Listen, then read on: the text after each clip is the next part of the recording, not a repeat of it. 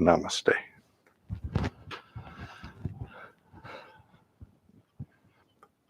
I'd like to welcome you to my heart and to the Temple of Kriya Yoga this afternoon for the meditation.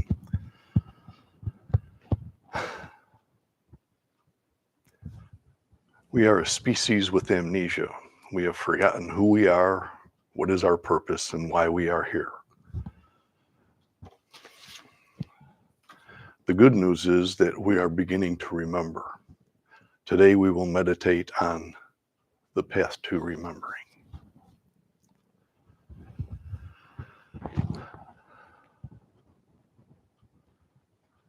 I'd like to begin the meditation with a short prayer. If you can come to a comfortable seated meditative posture. May the infinite Lord of life, of laugh and of laughter, of love and of laughter bless you at this moment. May each cell of your being, each petal of your mind be touched, be healed, be harmonized. May vim, vigor, and vitality be yours. May love and laughter be yours. May you truly find that which you seek, and may you find that which you seek surely, swiftly, and most harmoniously. Om Shanti, Shanti, Shanti.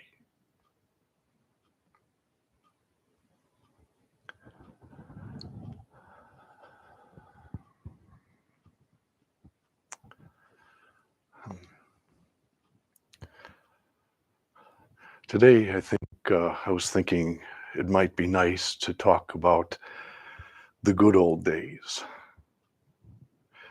Take a little trip down memory lane, if you will.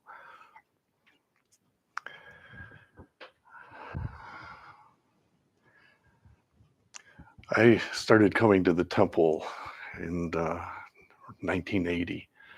So that was a number of years ago. And I remember having the opportunity, a very fortunate opportunity to sit at the feet of the Guru for a couple of decades. Gosh, it seems hard to believe. Sri Kriyananda and Sri Shelley, I think of when I think of those days. And I hear their words, of course, primarily with Goswami Kriyananda, Sri Kriyanandaji. And one time in 1985, Sri Shelleyji was able to come to the Chicago area. And so I was able to sit in a series of lectures that he had that was in the middle of the summer sometime, I think in July 1985. And when I look back now and compare it today and where I'm at today, I do look with a little bit of nostalgia and I don't know what the word is, amazement. I'm amazed at the enormous good fortune that I had to be able to sit there for so many years and listen to the words of Kriyananda, to receive the blessings of the Guru for such a long period of time. Very blessed.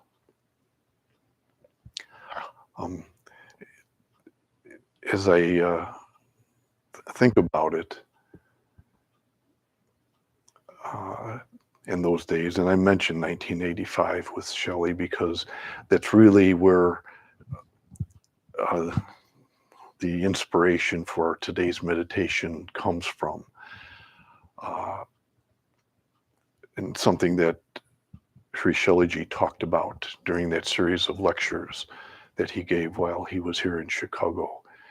And it was a subject that when I want to talk about is something that Kriyananda has talked about also. So it wasn't, both of them had talked about it.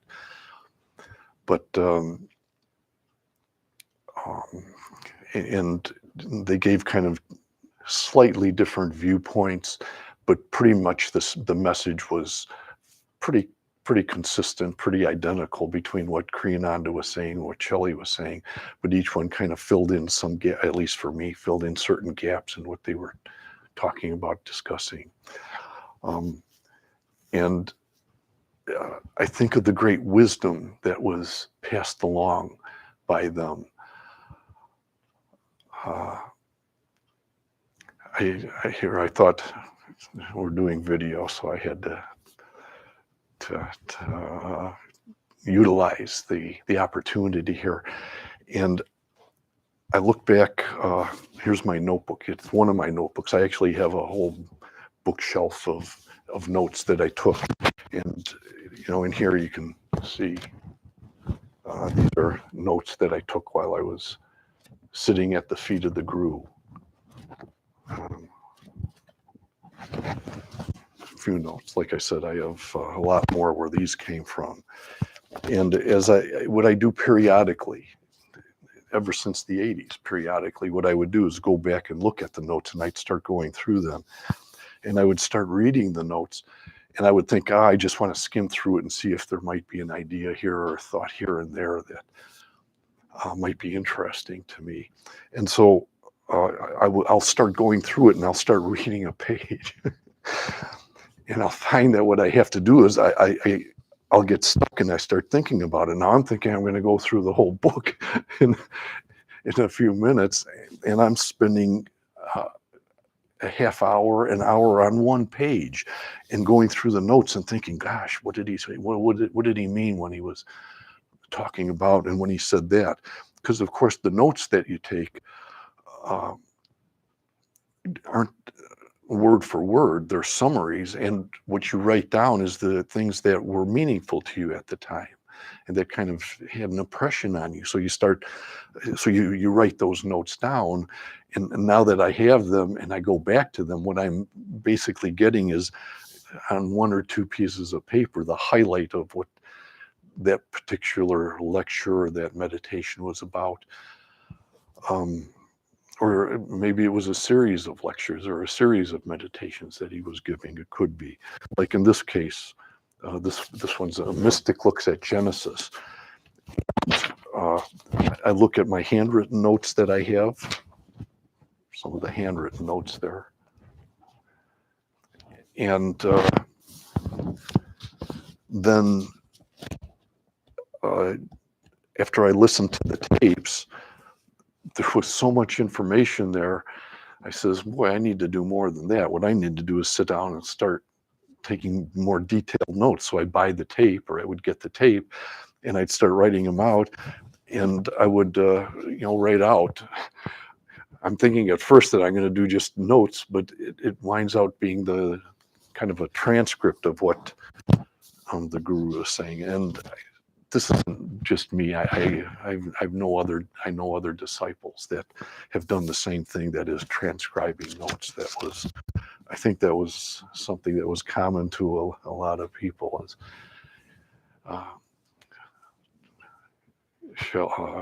Kriyananda shared his thoughts with us. And as I said, during 1985, Sri Shelleyji also came and shared his knowledge with us, and he did answer question and answer period, and he also did a lecture. I remember it was on a Saturday, and I can remember the events of that day and that week. Actually, it was almost a week that it took place, and I remember what happened, what went on, and the celebration that we had, and all the disciples that came together at that time. It was a pretty good sized crowd. I think a couple hundred people at the time. And I got another notebook here, and just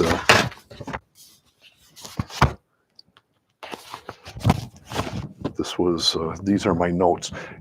Initially I started writing down notes, script, but then 1985, if you remember back then, computers were starting to come out, and I remember the first computer I got was an Apple computer, and it had a word processor, and it was like, wow, this is really nice. Instead of writing out in hand the transcript, which I showed you, that was all handwritten.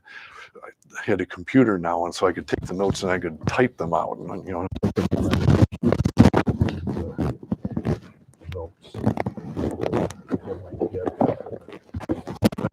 today, excuse me. I hope I didn't cause too much trouble with the microphone there. I think I was hitting it. Sorry about that.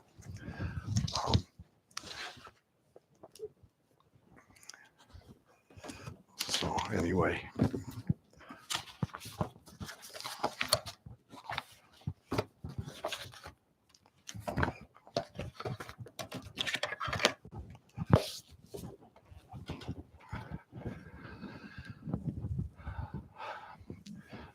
So I'm talking about memories today, and I'm talking about, I think amnesia was one of the words that I used in the description.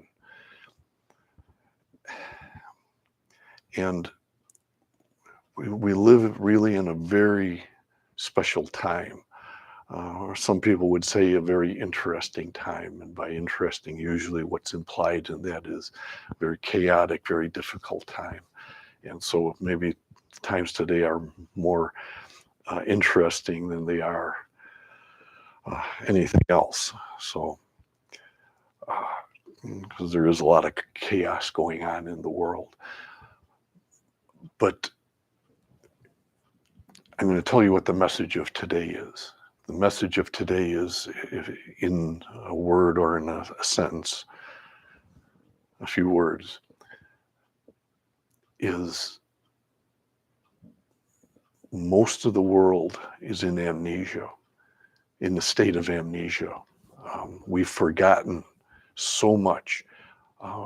Kriyananda, when he would give lectures every once in a while, he would say something like, you should study history.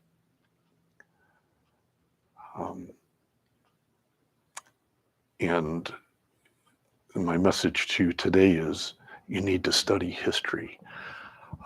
Starting about 10 years ago, I had retired from my job at work, and so I had a lot of time, and I had the opportunity. Back then, I would, when Kriyananda would talk back in the 80s and that, he would say, you need to go and study history. And I loved going to the library, so I would go to the library and I'd go to the history section and pull out history books and try and find out and try and get, he would give ideas and thoughts in his lectures and meditations. So then I would go to the library and try and, number one, to verify. Well, who was it, Reagan? Something, I can't remember the quote that he said now. Accept them. He was talking about the Russians. Accept what they were saying, but verify it. And so I was using that even with Kriyananda, even on the mystical path. You need to do that. Each of us needs to do that, so that we're not just accepting everything on faith. You go in and study these things so that you have a different point of view. You have somebody else's point of view, and you have verifiable information on your own. You can say, oh yeah, I went to the library and I read this. Maybe even to add to what you had learned in some, or what I have done is to add to what I learned at the time that I was sitting at the feet of the Guru. And so I would pick up the books on history, on mysticism, on even on science, because he dealt a lot with science, and Shelley did too. I think Shelley was, we call him a mystical scientist, or we call them mystical scientists, but the fact that they have the term scientist in their name or in that description is important, because that's what they were. They were something beyond science. A mystical scientist is a scientist, and he looks at the facts. You get a physics book, you get a astronomy book, you get he would say you get a book on botany, on flowers, and study flowers. It doesn't matter what it is, study anything. And again, the lecture that today is, it's remembering that, and it's about amnesia, the fact that we've all kind of gone into this state of forgetting something important. It's there, it's in our subconscious mind. We need to remember something. What is it? And so that's kind of the theme that I'm carrying through this meditation this afternoon. But you go to the library, you pick up the books on any subject, and from what I remember, my guru would say it didn't matter what it was. If it was cooking, learn how to be a doggone good cook, and if you do that, you're practicing yoga. So it didn't matter what it was. You have a job that you're involved in. If you're an accountant,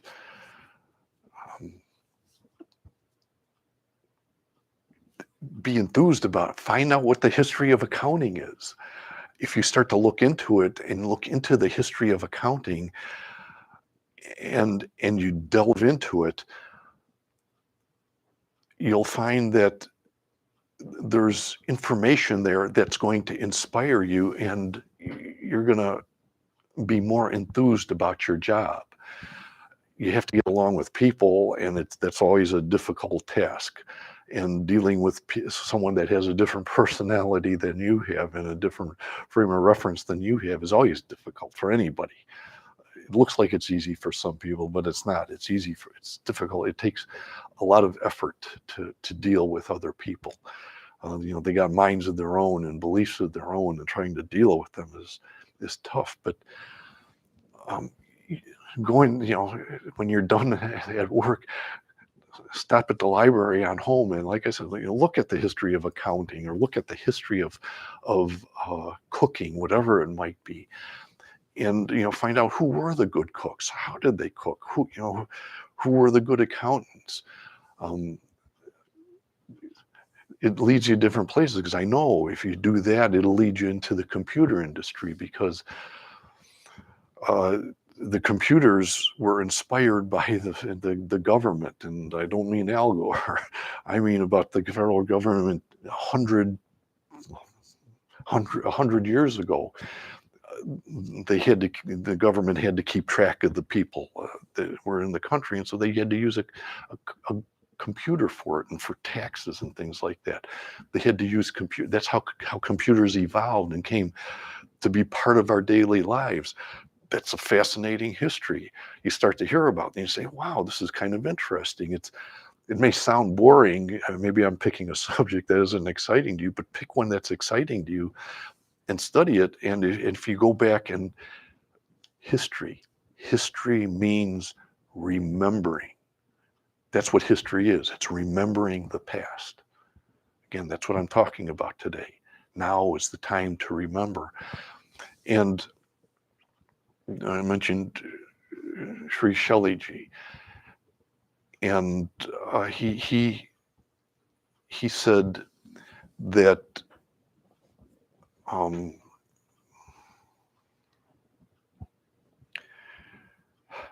if we go back into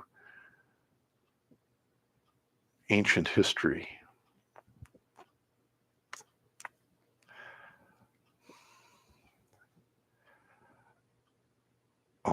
what you'll find is that I'm trying to think. I'm jumping a little bit ahead of what I was going to do, but he talked about a concept, and I may as well read it. I'm thinking as I'm talking here, and I'm going to start to say some things that Shelley talked about that I had typed out or written out when he was here. So we see that telepathy has a tremendous force field associated with it. This is why Yogananda says the unlimited war weapon is a thought bomb. I'll repeat that. The unlimited war weapon is a thought bomb. Thought, T-H-O-U-G-H-T, a thought bomb. Bomb, B-O-M-B.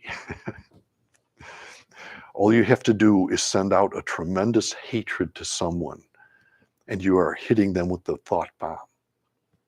Now he's talking about telepathy. So if you have a hatred towards someone or to some group, and you think about that group or you think about that person, there's a mechanism that's happening between the entity that you are and the mind that you are and the consciousness that you are, that it has an interaction with the rest of the world on a level that's other than the physical. It's not on it's on a different level, because he's talking about telepathy here. So Yogananda says the unlimited war weapon is a thought bomb. All you have to do is send out a tremendous hatred towards someone, and you are hitting them with a thought bomb. Now, I feel the need to balance that. The same thing is true of anything that you think, even love. You send out a thought towards a person of enormous love, of tremendous love towards that person gets hit with that. If you want to say it that way, I guess that has a negative connotation. For that person absorbs the love. How about if I say it that way? So there's an interaction between you and the other person, whether it's hate or love or whatever the case might be. You're hitting them with a bomb, a love bomb or a hate bomb, whatever the case might be. And remember, whatever you do to another, you do more so unto yourself, but at a different time and at a different place, because these are states of awareness which are going around your cerebral spinal system. And then he says, this is a transmitter, this is an antenna. Again, that was close to a quote of what Shelley said during his part of his lecture that he gave one Saturday afternoon in 1985, or in July of 1985. In fact, it was July 20th. It made such an impression on me, I can even remember the date. And so understand that what he's saying here is that you are consciousness. That's what you are. You're not the physical body. You're not. The physical body that you're inhabiting is a tool. That's all it is. It's one of the analogies that's given. It's like an overcoat that you put on. And it's an overcoat that you put on over your soul. So within the entity that you are is consciousness. That consciousness has a soul. And by soul, that simply means a memory track. We're talking about the memory now, the memory track. The soul is the memory track. The spirit is not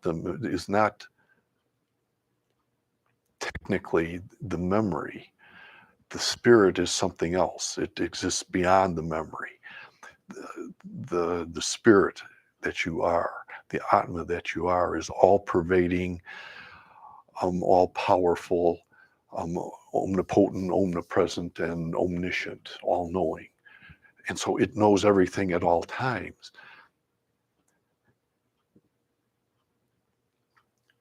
But the soul is the memory track. And so what the soul is a moment in time. In other words, the spirit knows everything at all times and everything. It's kind of like, imagine yourself going down a path in the forest. You go for a walk in a forest on a nice sunny day. that you're familiar with, and then you've been to many times, that you've walked down the path many times. You know what's down this path as you're walking down. You see another path off to the right or off to the left. You know what's down that path. You know what's down the path to the left. You know what's straight ahead, and you think, I think I'll keep going. And then you run into another intersection. You think, I know what's down there, and I know what's there. That's the spirit. The spirit knows what's all down these paths and everything. And it knows the path that you're on and all of that. The spirit is all knowing. What differentiates the spirit from the soul is that the soul actually, in that moment of time, goes down that path. And so there's something magical and mystical about that. Or it goes down this path.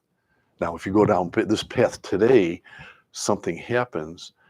And again, in your mind, you know everything about the path, except you don't know specifically at that moment in time what the evolution or the process is, or what's going to happen. Or this path, you go down another day down this path, what's going to happen is something's different than what happened the other time.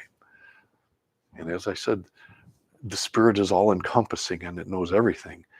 However, it's I don't want to say it's missing. I think that's maybe the wrong way to say it, but it's the best way I can think of it, is there's something different. That's the way I'll do it.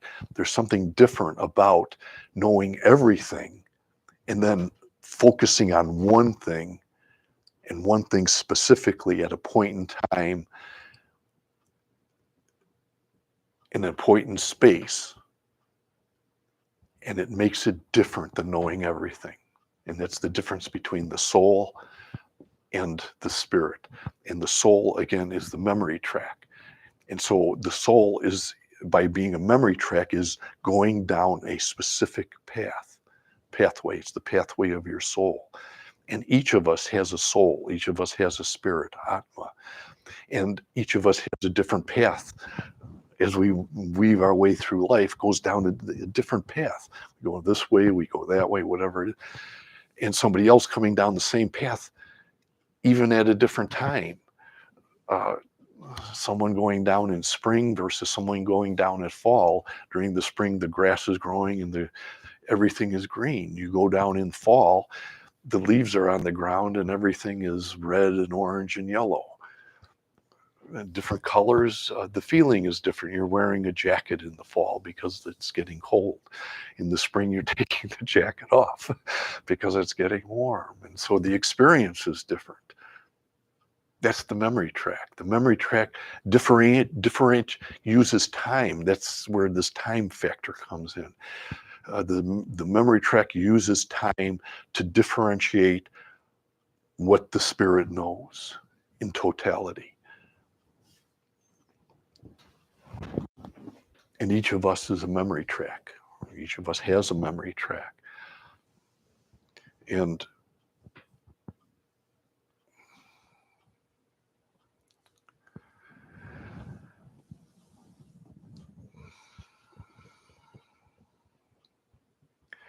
because of that, the memory track you have is very valuable. I remember in the lectures, Shelley would talk. And when he would talk, he would say that you have to be careful, because he was into magic. He was into magic there's two types of, actually there's three types of magic. There's magic with a capital, spelled with a K. That's one form of magic. And to me, when I think of Shelley and I think of magic, I think the magic with a K. There's another form of magic that's with the small m, and that form, and no, and ends with the C. That form of magic is the prestidigitation, and that's the flowery type where you get some magicians with his top hat and coat and pulls the flowers out, and it looks like it's he's doing something or she's doing something impossible. But the fact is they have little tricks, the sleight of hand they call it. they get your hand moving over here, so you're watching over here, and then they do something else with this hand and bring the two together. And while you were watching this, something looks like there was something magic that happened. That's magic with the small m. And then there's the magic with the capital M. And the magic with the capital M is, it has to do with the memory track. I guess they both begin with M. And your life is magical. Your life is mystical, and it's very important. And you got to be careful with it. It has great value. And I was starting to say, Shelley would say, you have to be careful because there's entities out there, and they want you, but they don't want you, the physical body. They don't even really, I guess, necessarily want you to mind the mind, but what they want is your memory track. And when he would say it, you'd kind of look at him, and he would have a wry smile on his face, but you say, wow, that sounds very nefarious there. They want your memory track. And he says, suggested that they can get it if they want it, if you're not careful in the magic that you do and the magic rituals that you perform. And as time went on in my involvement in the temple, I began to appreciate that and to understand that, because there's techniques that you can do that are very magical, but they're very, very dangerous. Very dangerous. You got to be careful what you do with this stuff. And so they have secret societies and things of that nature where they would talk about magic rituals, and they would talk about the magic with the K, which is the spiritual magic for spiritual unfolding. And you start off with relatively simple, easy to do techniques, and you do that, and you build up into the more involved techniques. Because if you start doing the involved techniques, the deep mystical techniques right away, you run the risk of someone a little more advanced than you in the spiritual arts coming along and grabbing your soul from you. If I could take something from what Shelley said, you got to be careful. And let me give you, for the noon meditation, let me give you a very mystical technique. It's very mystical, it's very spiritual, and it's very simple, and it's very safe. Very safe. And it's a mystical technique. And it's probably one of the best techniques that you can have, because it's so simple and so safe. And it's called just be happy. That's the technique. Just be happy. And if you're saying, God, I'm having a lousy day, and I know I'm supposed to be happy, and I really want to be happy, but gosh darn it, I just can't. I just can't do it. I'm not happy. Then the expression that we had from when I was younger was, fake it till you make it. I know maybe those are two techniques. One is be happy.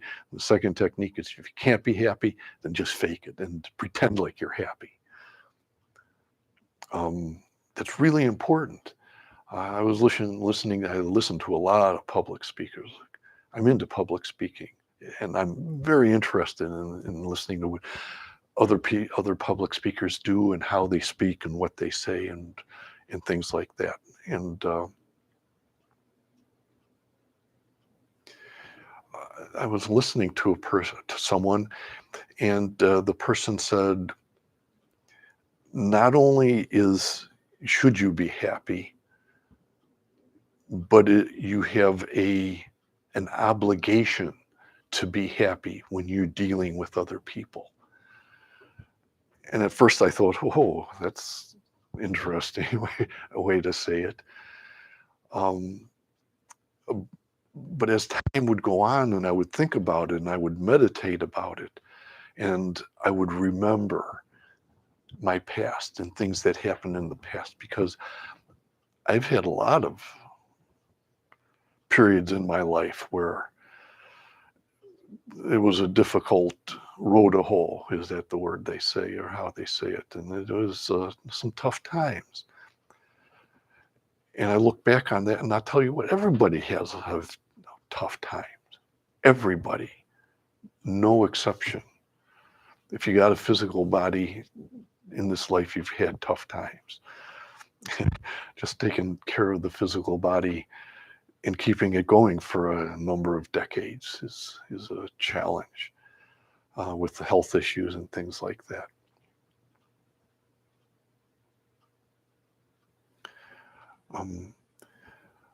But what the speaker was saying was that, and the way he said it was, or the way the speaker said it was, she said it was, your presentation in life, the way that is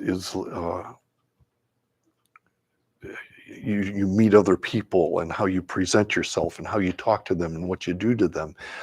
If you're angry, if you're sad, if you're sending out an aura, I talked before about this telepathy. If you're sending out a signal, and your spinal column, by the way, is an antenna. And and Shelley talked about it. I remember him talking about it. I have to say it that way. I remember him talking about the spinal column, and it's a transmitter, and it sends out information that people feel, and people can absorb whatever you're feeling. And if you're in a lousy mood, and if you're angry and upset, and you present it to the speaker, said it's like going to them with bad breath and talking in their face with bad breath. You're doing a great disservice to them, and it's kind of a bad image when you think about it. But if it is a bad image and you think of it, then that is the reality. It's true. Thinking about something is like, thinking about it's like having this interaction with people. If you're mad at them, if you're angry, if you're upset, you're unhappy, you're miserable, you're doing something terrible to them. And so the speaker was right. You do have an obligation. You have an obligation to be happy. And if you're not happy, you have an obligation to pretend you're happy when you're dealing with other people.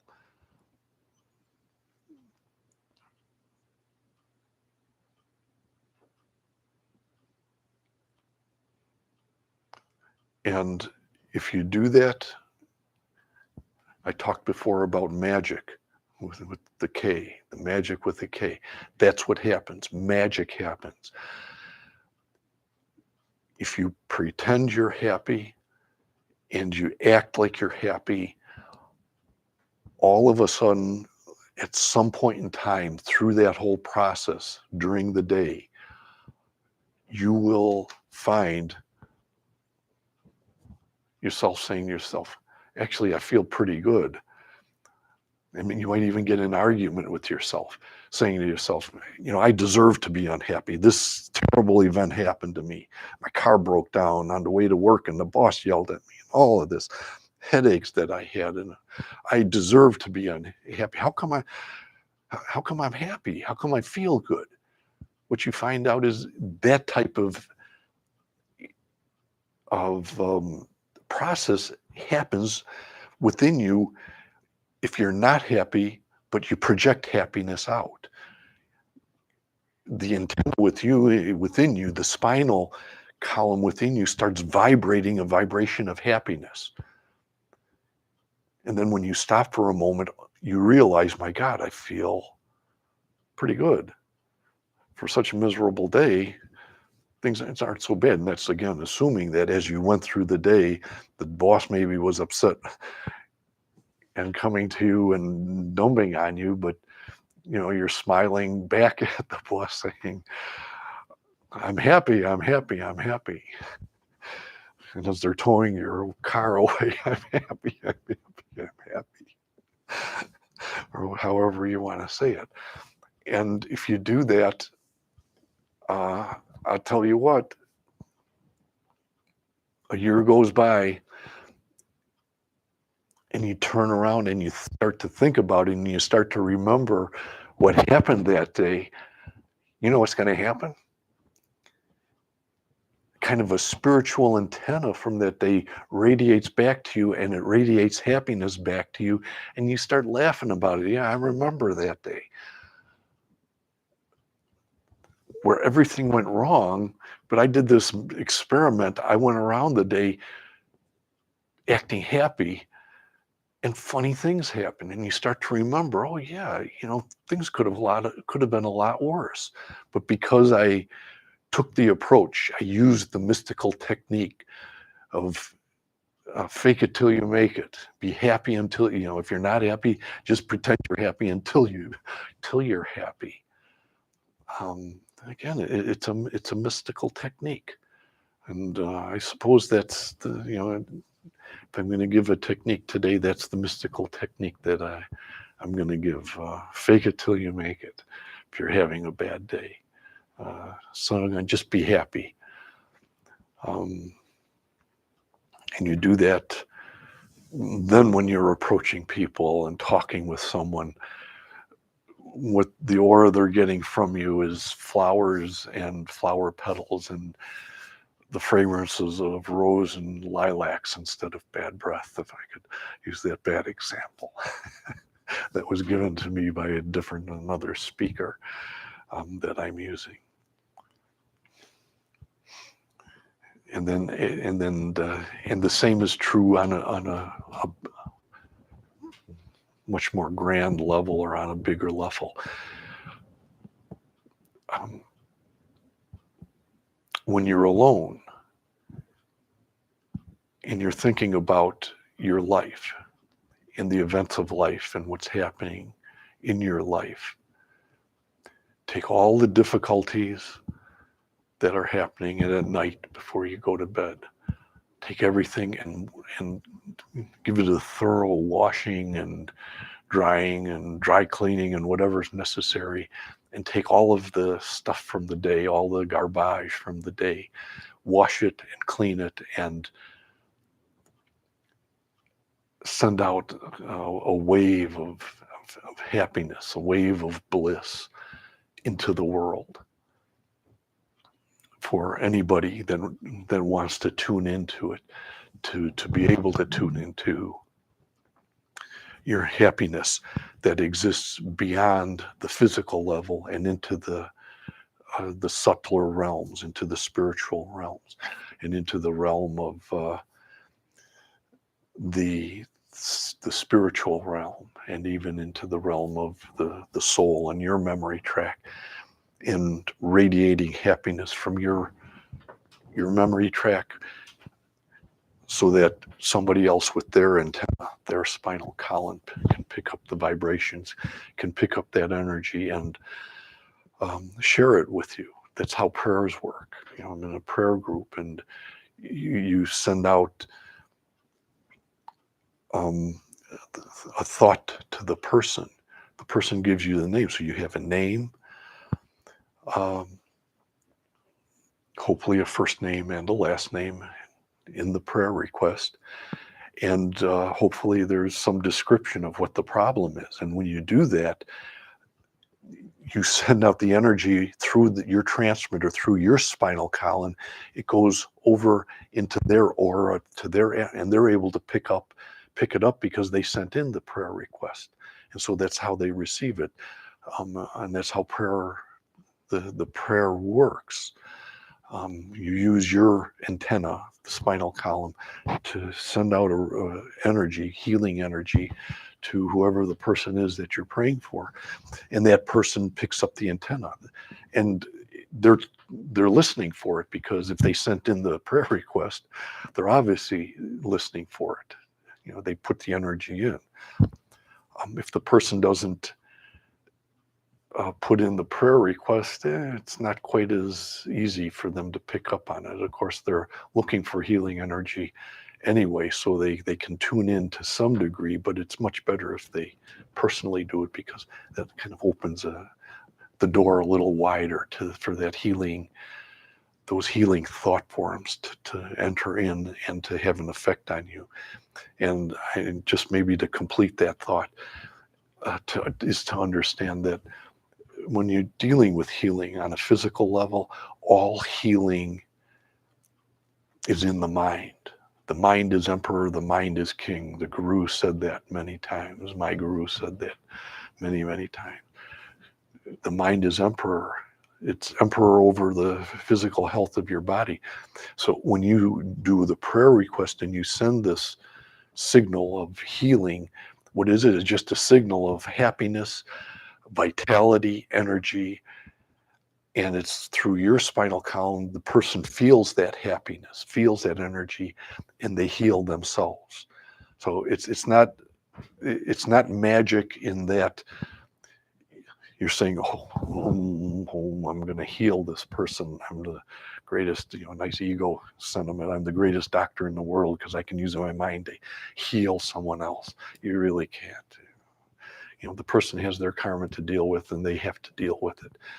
However, what you can do is you can give them, so to speak, the little boost, a good thought, a positive thought bomb for them to pick up on with their antenna, and it gives them the inspiration, the enthusiasm, and the ability.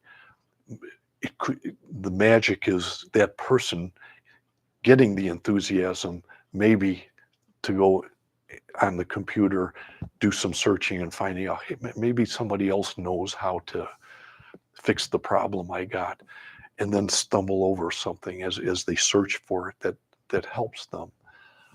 Or reading a book, or whatever the case might be, or talking with someone. So that's on the physical level that happens. But spiritually, the magic is that you get this connection, and it inspires the person to do something like that.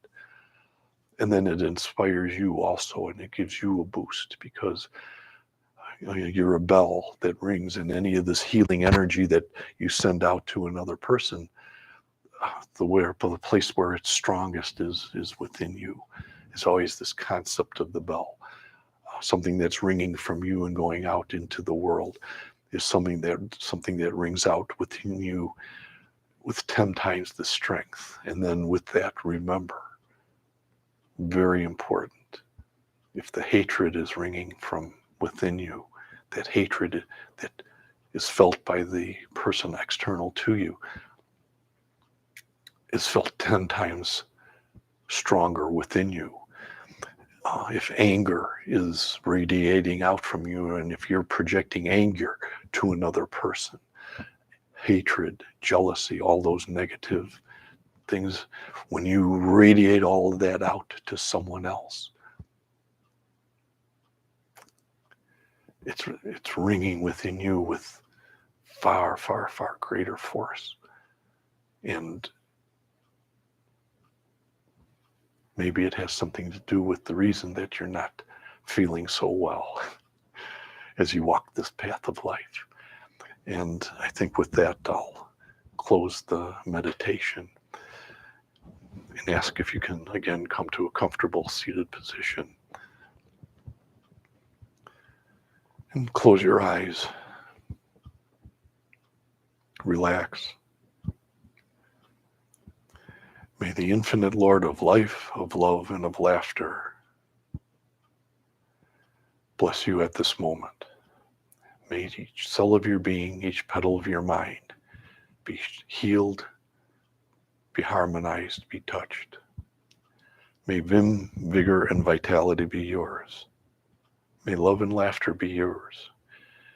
May you truly find that which you seek, and may you find that which you seek surely, swiftly, and most, most harmoniously. Om Shanti, Shanti, Shanti.